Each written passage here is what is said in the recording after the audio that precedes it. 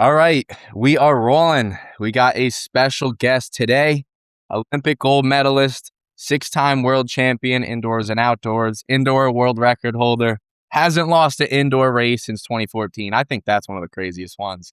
Grant Holloway. I gotta say, man, thank you a ton for coming on. Again, like I was just saying prior to starting, full circle moment for me. But again, man, I just gotta say thank you. Oh yeah, brother. And I think I'll speak for the track and field community, as a whole. We enjoy you. We enjoy your content.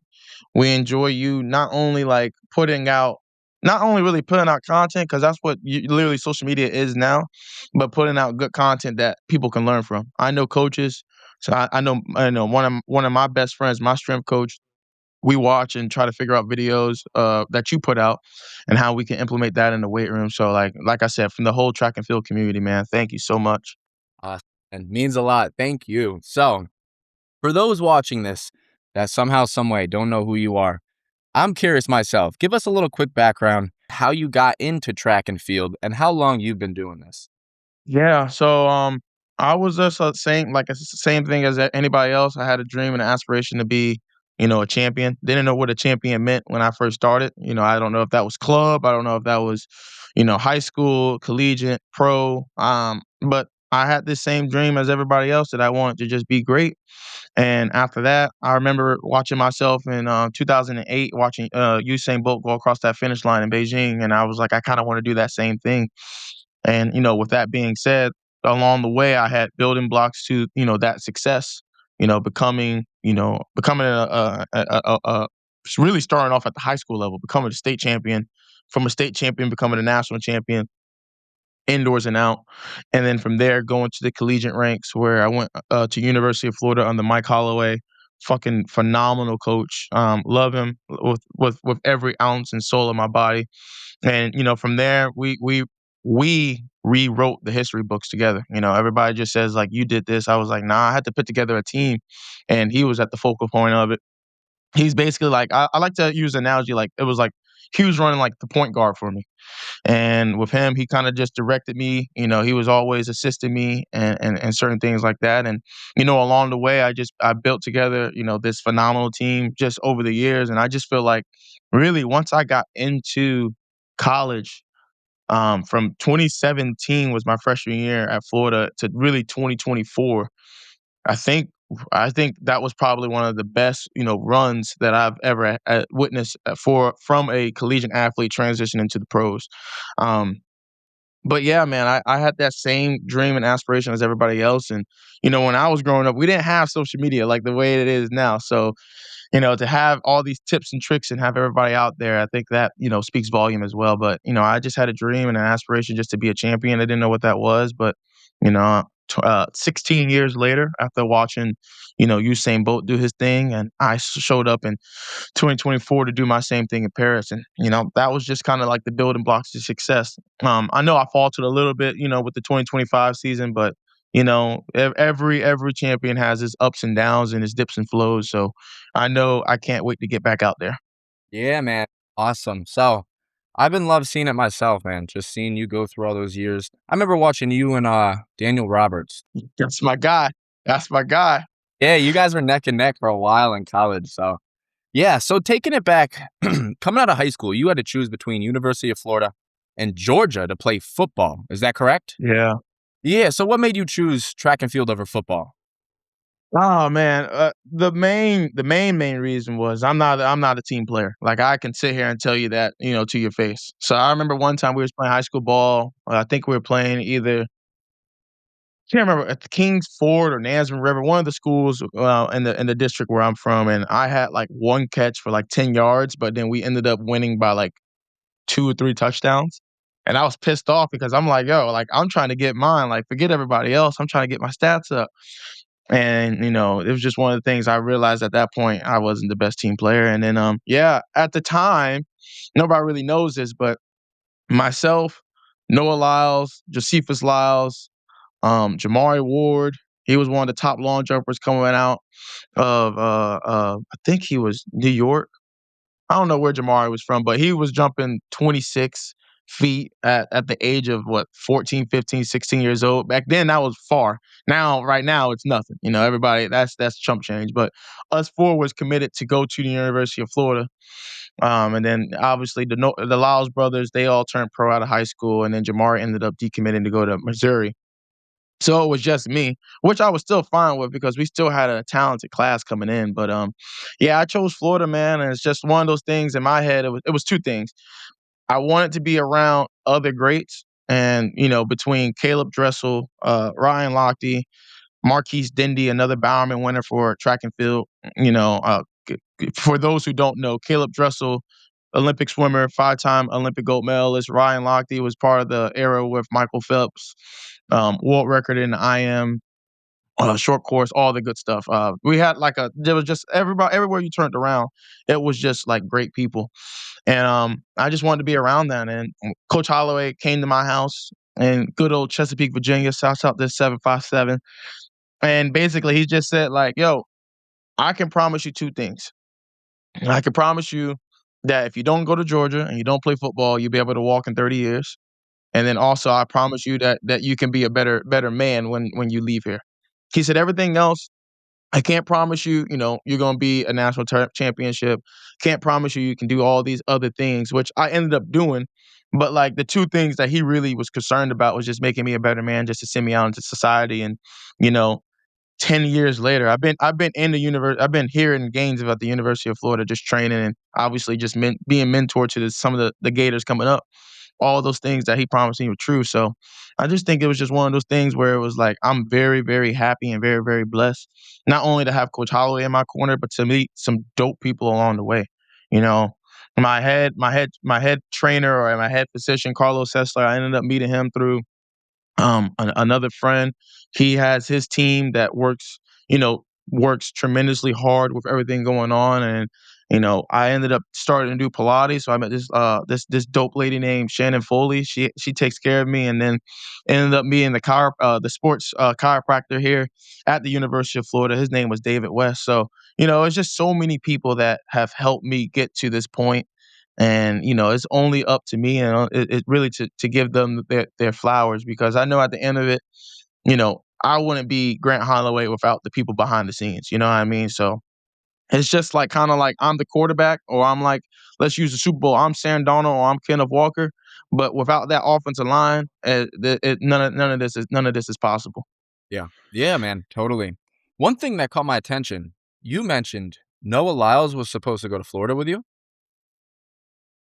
He was. That's the Easter egg. Nobody really knows that. I know Noah and Joseph was supposed to be here. Not probably stay, but obviously this was when between myself, Noah Lyles, and Josephus Lyles, we were the three-headed dragon.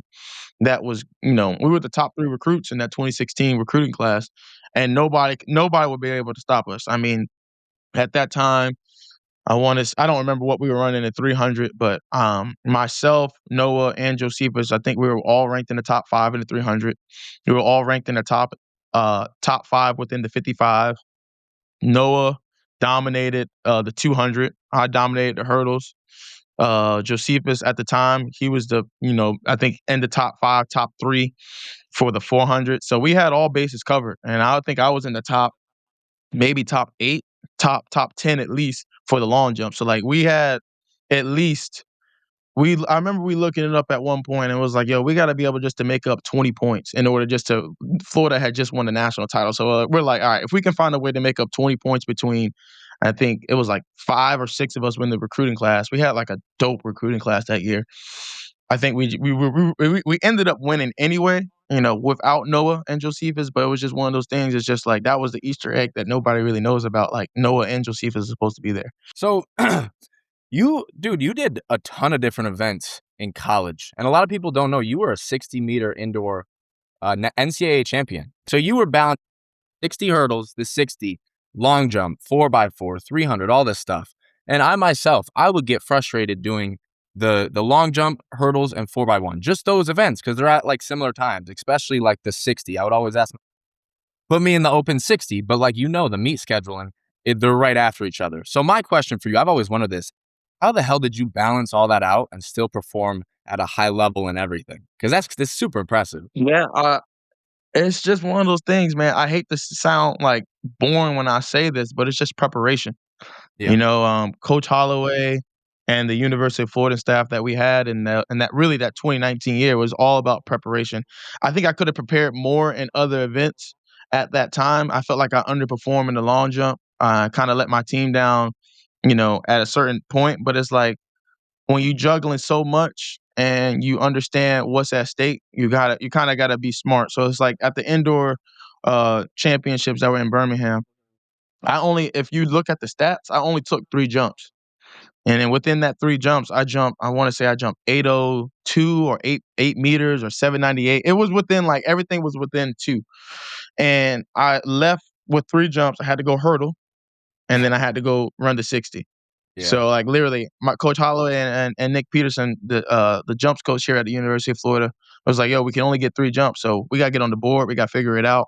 So I left in 1st place and then proceeded to go break proceeded to go break the championship record at the time in the 60 hurdles, and then qualified. I want to say I ran 6:54 or 6:53 in the open 60. So it was just one of those things. It's just preparation, man. And then one the second thing, excuse me, is just I me personally, I'm a winner. I want to always hold up a trophy at the end of the day. So if I would have stayed at long jump just to, say, "Oh, I'm a national champion in long jump," we wouldn't have won that meet.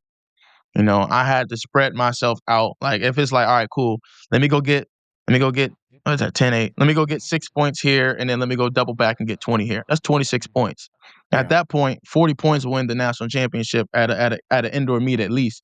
So I was like, all right, it's a race to 40. And I had help. I had some dope 400 runners. I had Chance Sawyers. I think he was a sophomore at the time. I had Benjamin Lobo Fidel. I think he was a sophomore.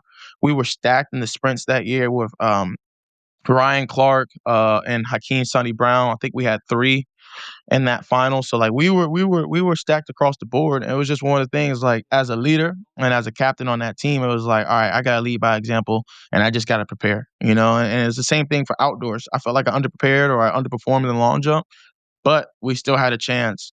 We ended up breaking the collegiate record at the time. I think we ran 37:97 in that regard. And then afterwards, I ran 12:98 in the hurdles. Daniel Roberts pushed my fucking ass to the finish line, and he ran 13 flat. I think that's still number 2 collegiate time right now. I think he's tied up with Trey Cunningham at 13 flat. And then it also goes back to, that 4x4. We ended up running 2:59 at the time, which was fast, and we broke the school record. So like, although we got first at the indoor meet, and we got second outdoors.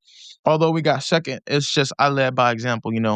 It's just all about the preparation. Everything that we did, we prepared like it was meet day, and it was the same thing. Just kind of going forward with all the track meets afterwards. You know, every world championship or every Olympic games that I went to, it was all about preparation. And I think I read something like maybe like 6 months ago. It was like from 2017 to 2024, like the end of the season in 2024, I think I lost a total of less than 20 races. So over a course of what's that? That's 8 years, 7 years? I don't know. My math's not mathing. I think yeah, 8 years. Over the course of 8 years, I only lost less than 20 races. So it's like it just shows it speaks volume into like what's going on and what we're doing and how we do it here at the University of Florida. It's not me. I always say it's not me, it's we. We have to prepare. It starts with Coach Holloway sending the workout plan on Sunday night. And then obviously I let everybody know it just trickles down. It's kind of like Coach Holloway's the heart, I'm the vein, and then I push the blood all the way through the rest of the body. Totally, man. Yeah, yeah. That's how you make a good program, and the results speak for themselves. I know Florida won pretty recently as well. So, you doing all those events, did they ever try to get you to do the deck? There's always been talk. I've always hinted that I was just gonna try I think, do the HEP indoors because I didn't have to, it was something I didn't have to do. I can't remember. I think it was the pole vault. Oh, I think they do pole vault. I don't know. It was always just a joke. I never did it. I know indoor season in 2016 when I was still in, high school, I did the pentathlon. I think that was high jump, long jump, hurdles, shot put, and 1,000 meters. And Yeah. I missed the high school national record by like 7 points or something crazy like that. Makes sense, man. I've always wanted to see you in that. I myself, I did the pent in high school too. And I would do good up until that 1500. Like, were you pretty decent at the 15? No, I'm in way better shape now than I was in high school. Like I thought I was in shape, but I wasn't in shape. It was just if I would have took running, like I was naturally fast and I was like, all right, I'm really, really good at three of these events. So like I'm gonna just try to score high. But I didn't do well. So it was just one of the things I was like, all right, cool. Like let's try to like get back into it and we'll figure out what happens afterwards.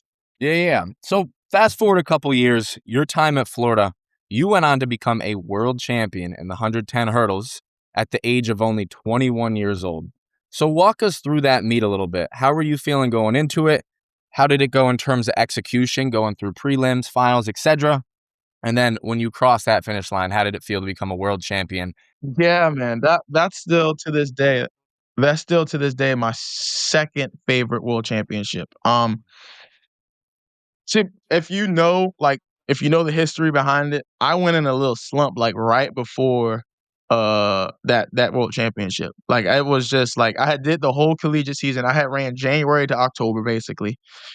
And I was just like I ran 13:16 at my first opening race. And then like 2, 3 weeks later, I did my first Diamond League in Paris and I got worked. I ran like 13:22, 13:25. I can't remember. But I got worked and then and then I went to USA's and it's just a lot of stuff just started falling apart. I think I was just mentally and just physically just burnt out. So like I ended up making the team, which was, the good part about it. And then like I don't remember what happened. It just like something just clicked. Like I got there, I was getting treatment, body was healthy and practices was going really, really well. And then at the time, I was training with Andrew Riley, Jamaican 110-meter hurdler. He was like my mentor, like with hurdles, like as I got into him, like as a professional. And he just basically was like, "Yo, like, why are you nervous?" I was like, "Man, it's world championships." Da, da, da." And I remember it vividly. He was like, "Are you the defending champion?" I was like, "No, Omar is. Omar McLeod is." He was like, "Okay, good. That's the only person that needs to be nervous. Everybody else is just here, just trying to win. Like, it doesn't matter if you win or not. You're not the defending champion, so it doesn't matter." And like literally, something then just clicked, and I just navigated my way through the rounds. I was just at that point, I don't know what was going on, but I was just getting off the pads effortlessly, and like literally just found my way through the rounds, found my way on an opening lane away from Omar at the final, and I think that helped me out a little bit because both of us were like we were just something about just those first three hurdles we had it locked down, and as it got going, I just figured out my steps, figured out my pattern, and somehow I got to the finish line first before everybody else. I ended up winning the race of 13:10, which is unheard of. But hey, it don't matter about the time or worry about the medal. And I think that was like I had already got birthed into like this role of like everybody's gonna remember Grant Holloway, but I just think that was like the first stepping stone to like becoming an Olympic champion was like winning that world championship at a young age, putting the world and putting everybody else on notice. I mean, like between Alan Johnson, Colin Jackson, David Oliver. Those three people those are my mentors. Those are people that I watched when I was coming up. And then they're pulling me aside saying like, yo, you got a real future in this sport. And at that point, you just everybody's just trying to just get on your good side and just give you the good stuff. But like something about when they told me, I was like, yeah, I think I can do this. And that was literally the start of it. And then went on to go get a silver medal and then, three three in a row outdoors, three in a row indoors, and yeah, now here we are. You mentioned you were nervous heading into that meet, and this is something a lot of younger athletes seem to suffer with. I myself did a little bit, but I would always kind of find ways of managing it, just performance anxiety in general. So, give some tips to any younger athletes listening that deal with performance anxiety and especially at big meets, big competition. What did you do, and what would your advice be to them on how to handle that? Performance anxiety is real. I go through it all the time, like every track meet, because it's like you practice your ass off, and it's just one of the things where you want everything to to click and that and to happen. I'll tell you, like one of my OGs told me is like you the preparation is there. You know, you work 10 times, twice as hard at practice. Now at the track meet, you just gotta let it flow. You know, so it's the same thing, just a little glorified. So like, whenever I feel myself, I guess thinking about it or trying to figure out stuff, is like I kind of just try to picture myself at practice, regardless of like wherever I'm at. Before the 2024 Olympics, I was watching film and Coach Holloway had called me and I something clicked. I don't know what exactly it was, but something clicked. I was doing block starts with Grace Stark, number one ranked hurdler in the world for women right now, and she had a 10-meter head start, and I had yeah, she was at the regular 100-meter mark for hurdles, and I was at the 110, and for some odd reason, I was just flowing. You know, I was just getting in through. And Coach Holloway called me while I was watching that film, and he was like, "I just want you to do that every single time." Like he was like, "Don't think about anything else, but just think about like you're running down Grace." And like literally, like my phases and my transitions between all the hurdles are just like great. And sometimes you just have that feeling. Like before I went to 2024 Olympics, I knew I had already won. I just had to show the world that I won. You know what I mean? It's like I was in the weight room. I was putting up crazy numbers with my strength and conditioning coach Sean. Um, I was hitting crazy numbers out there on the track with Coach Holloway. Treatment wise, body was just clicking on all cylinders, like no nicks, no dimes, no bruises or anything like that. And I just got there and I was just like, all right, yeah, this is what I'm gonna do. And it came to fruition. But for younger athletes who's trying to get into it, or trying to say like I need to make it to college or do this or do that, don't really think about that. Just kind of just think about like what were you thinking about when you were a kid? At the end of the day, it's a track and field. It's a track and field track meet. It's like it doesn't matter what tag you put on it. You could say it's the state track meet. It's still, at the end of the day, it's still a track meet. All right, whatever tag you want to put on it, and that's one of the things I always try to lean back on when I get to that point. It's like, all right, I'm starting to overthink. Da da da da.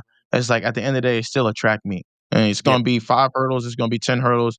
Still going to be a 200-meter dash. Still going to be a 100-meter dash, 400 mile, whatever. You still got to do the same thing you've done before. It's all about the way you think about it and all the way you kind of go into it. Yeah. Yeah. Yeah. Makes sense, man. Were there ever any big races or big meets where you kind of succumbed to that pressure and you felt like the nerves kind of affected your performance negatively? Yeah, I think my first Olympics was very, very eye-opening. I had I had just sneezed on the world record. I had just ran 12:81 at trials, and then I doubled back and ran like 12:97 or 12:98 at the same trial. So I was very, very happy. And then I get to the Olympics, and I truly think I just choked. Like there's no other way around it. Like I think I was just the nerves got to me. I think I made the situation bigger than what it was. I think I was 22 or 23 at the time. So I definitely went through that first phase of like, all right, I'm making this bigger than what it is.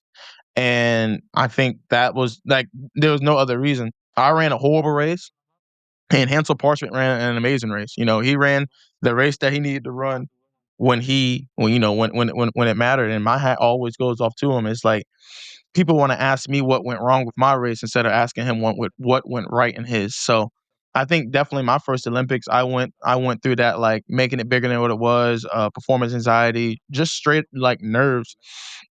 But then I started talking with this dope guy named Ross Flowers, a sports psychiatrist, and he kind of just walked me through like how to navigate through that, and it was amazing. And from there, I ended up winning 5 more world championships, a whole bunch of sub-13s, a world record. Like it's been great, man. Like I wouldn't change my walk of life or anything. I enjoyed track and field. I enjoyed the world championship moments. I enjoyed it all, man. Like I wouldn't change the world.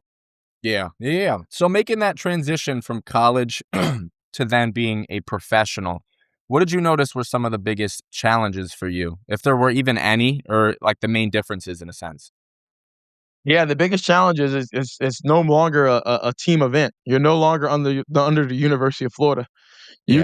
You gotta kind of put together and piece together your own stuff. So that's when I really realized like it's kind of harder than it's nobody teaches you anything within track and field. It's like you got to be in the know.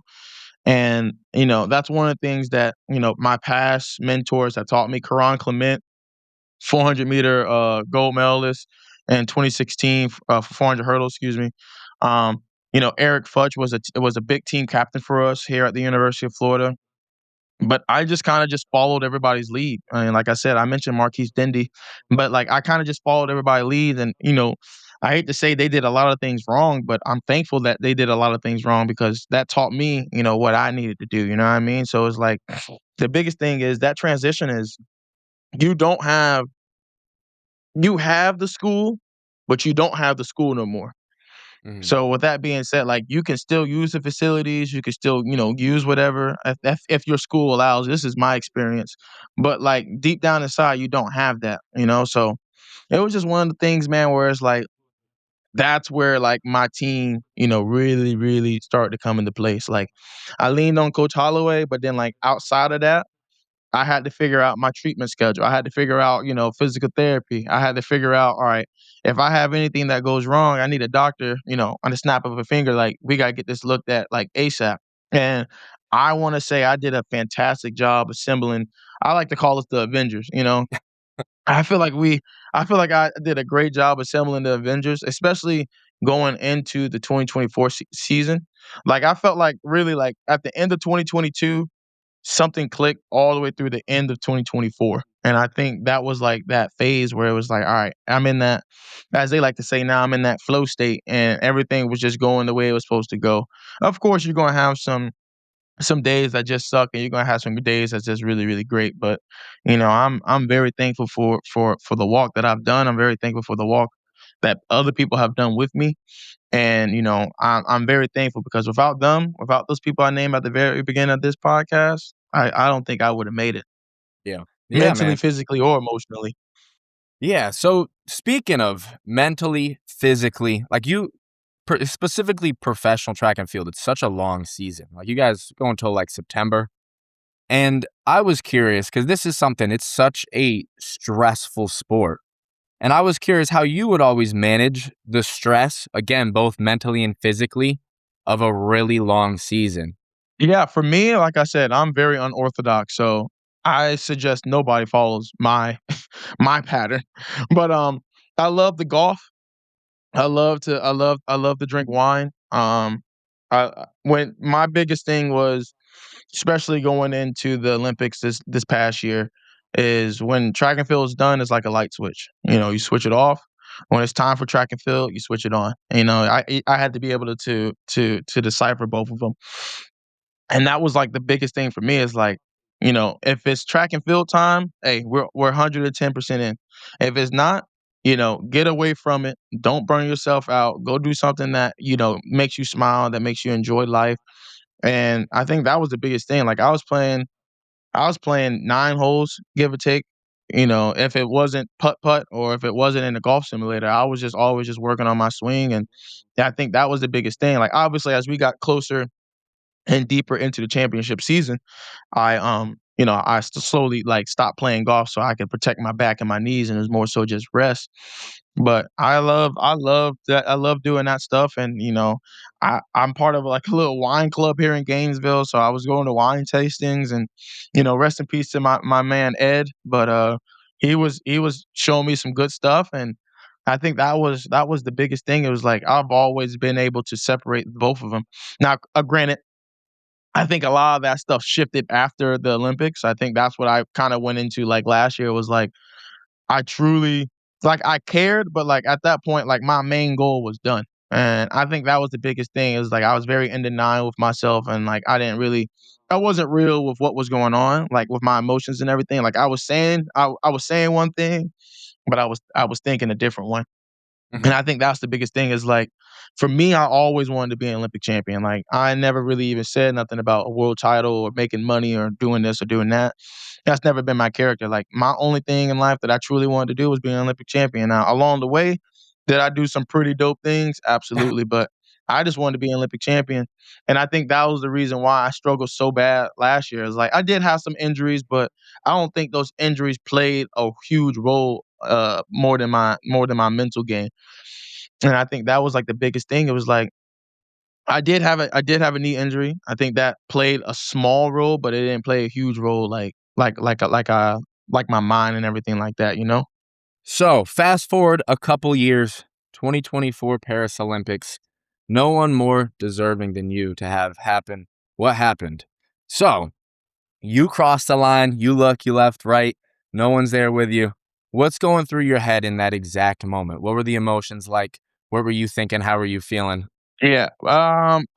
There's a picture that one of my best friends took, Anderson Bobo, and basically I got the flag. I'm getting ready to go to the press, and I just like I have my hand on my. I'll make sure I send it to you, but I have my hand on my head, and I'm just like it's called. He labeled it relief, and like I think that is literally the best picture or the best thing to represent what that title meant for me, because it's like everybody knew I had Olympic caliber. Everybody knew I was an Olympic champion, or I had the capability to be an Olympic champion. It was just one of the things. I just had to do it on August 8th, 2024. You know what I mean? So with that being said, that feeling that I felt was like seriously, it was just relief because I've done it at the world stage. I ran multiple, sub 13s. Um, I'm taking down the great competition like day in and day out. Like it was just like everything was there, but the only thing missing on my resume was an Olympic gold medal. And I think truly that it was just strictly relief because it was just like, all right, I finally got it. I finally got my main goal, you know? So it was just one of the things where it was like, that's all I wanted. And then same thing with that I said before, Coach Holloway and I, we were both just like, I don't know how to explain it. Like we were both just understanding like if it wasn't gold, it couldn't be anything else. Like I made a joke to my mom and my dad. I was like, if I don't win gold, like just go ahead and check me into a mental house. Like put me in the jacket. 'Cause I wouldn't have been well. I wouldn't have been well as, like, my whole life, like, I'm just training so, so, so hard. It's just like, I had to get it, and if I didn't get it, I don't know if I know I woulda had another chance, obviously, in LA, but, like, I had to get it, dog. I truly, truly had to get it. Yeah, dude, that's hits so close to home for me. Like hearing that from you. Track is one of those sports where you work so hard. Like I hear the Usain Bolt quote where he's like, I worked 4 years for a 9-second race. In college, I set a goal of becoming an All-American and I made 3 national meets in a row and didn't get it. And I'm like, bro, when is this gonna come? I got one more year left. And you get all this pressure on you, and then you finally walk away and you get it. And it's, dude, pure relief. The good thing is like as human beings, we are very goal oriented. Like it don't matter like what goal we say. Like even if we say we want to lose 2 pounds by Friday, it's like all right, if I can get on the scale and I lost 2 pounds, hey, I'm gonna feel good about myself. Same Yeah. thing as if you do work. All right, let me knock out these 2 assignments and then I can go eat. Like we always are just we're just that's just how humans are wired. Like we're just wired to be very goal oriented, and regardless of whatever happens, that's what we do. You know. Yeah, yeah, yeah. So, a few other things here I got for you, man. So, I was digging through some videos last year at Worlds. You touched up on this a little bit, and I'm kind of starting to get an idea what the answer would be. But in your interview after the race, this was after prelims, I believe, you said something's not clicking, something's missing. I don't know. It seemed like you weren't really fully aware of what was going on at that time. You felt good, touched up on a couple injuries, but it's kind of seeming like something mental. So now looking back at that, can you pinpoint exactly what was going wrong that day? No, still, like, I know it's just accumulation. I don't know exactly, and I'm not the one to point fingers. Like, one thing that I've learned, especially under the likes of Coach Holloway, is neither one of us point fingers. That one thing he'll say it's my fault, I'll say it's my fault as well. He'll say it's his fault, and then I'll say it's my fault, and then like we'll take the blame, like regardless of whatever anybody has to do. Like both of us, that's why I really do like it's never like, oh, it's your fault. Oh, it's I mean, I'm pointing finger like, oh, I wasn't strong enough. Oh, I had this nick or this dime. It's like, nah, I stepped foot on the track. I had to navigate through 10 hurdles and something just wasn't there. I don't know what it was because I had an amazing training camp. Like I had a really, really amazing training camp. And then when I got out there on the track, same thing that I've been struggling that whole year. It just never really like came together. Um, Mentally, like I said, I think I was checked out because of my goal. Physically, I was there, like, I was present, I was there, I was doing training camp. I went through a 14-day training camp in Japan. Like, I left early so I can get out of Gainesville.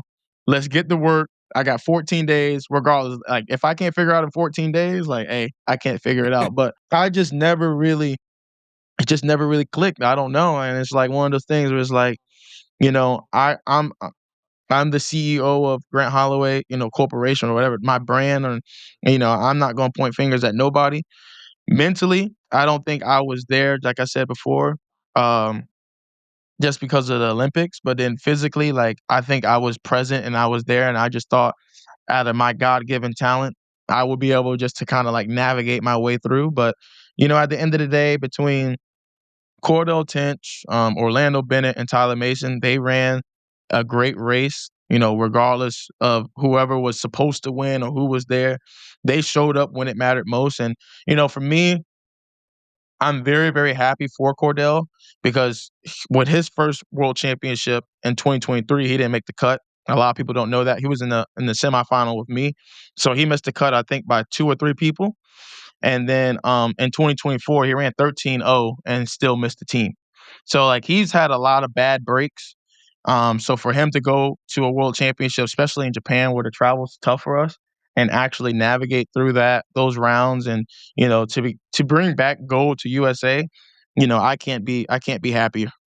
Yeah, yeah, man, that was awesome to see. It was really clicking for him just throughout that entire meet, and I know he's got a really cool story. He was a D2 guy a few years ago. I remember watching him. Yeah, yeah. It's super impressive seeing that. So there's a video that circulates every few months that I see on my Instagram feed of you and Noah Lyles lined up, and you guys are doing block starts together. And you get out hard, man. You're taking those guys with you.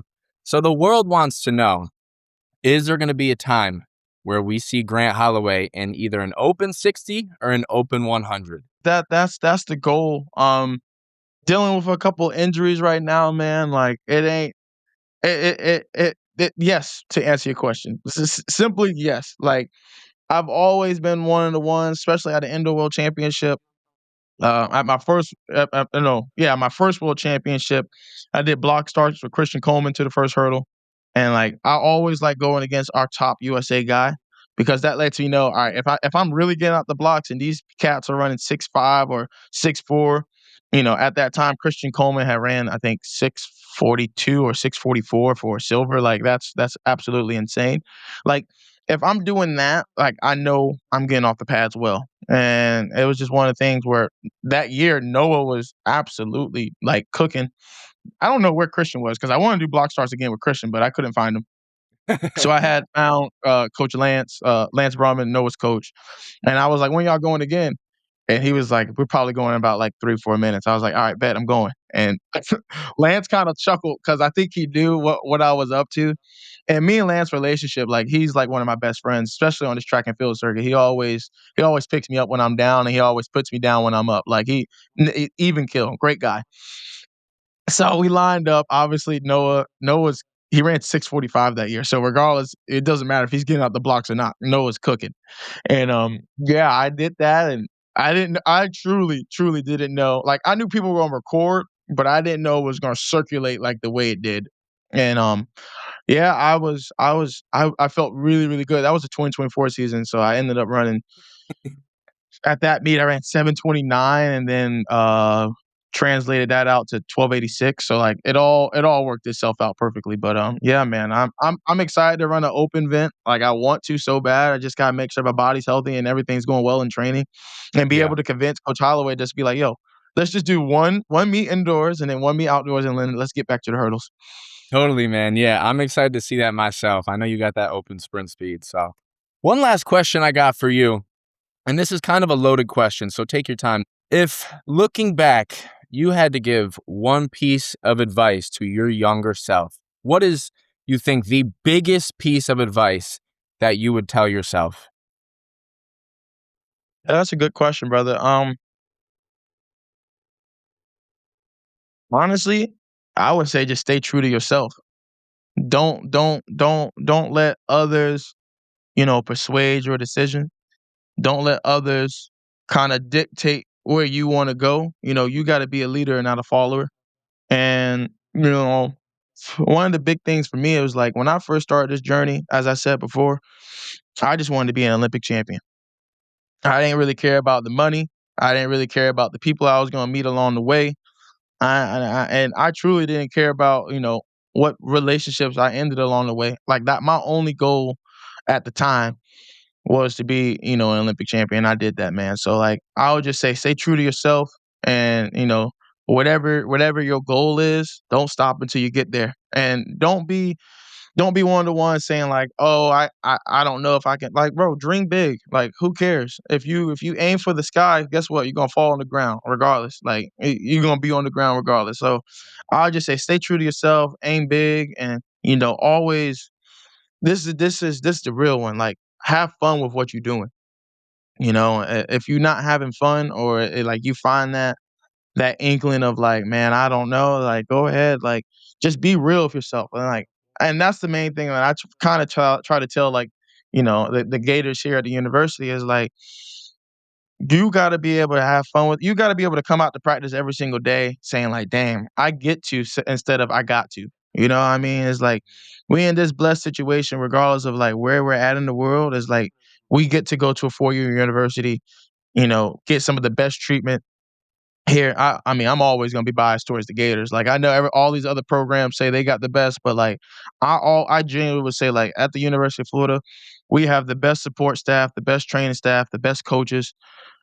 Here in the NCAA, we get to be blessed in that situation where regardless of what's going on, we are here. And what my thing is, I did 3 years at University of Florida. I ended up giving up my last year to go pro, right? Within those 3 years here at the University of Florida, between Matt Delancey, um, the strength and conditioning coach for the Gators, at the time we had Yolanda Lawrence and Andy Clark. The coaching staff was Coach Lemke, Coach Welty, Coach Peterson, Coach Holloway, um, Alex Klein, I think was there. I think that was genuinely like some of the best 3 years of my life, especially 2018.